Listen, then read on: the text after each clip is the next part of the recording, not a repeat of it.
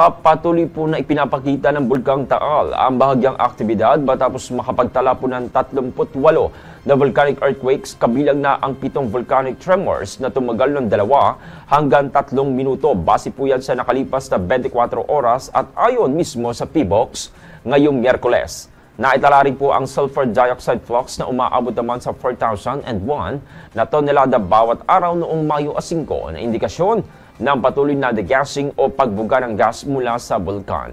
Bukod dito, napagmasdan din po ang isang flume o singaw na may taas naman 700 metro mula sa bunganga ng bulkan. Katamtaman naman ang lakas ng pagsingaw at tinanga ito ng hangin patungong Hilagang Kanluran. Nananatili pa rin po sa alert level 1 ang status ng Taal Volcano na nangangahulugang may bahagyang aktibidad ngunit wala pang indikasyon ng malakas na pagputok. Gayunpaman, pinapayuhan pa rin po ang publiko na maging maingat at iwasan muna ang paglapit sa main crater ng Taal Volcano.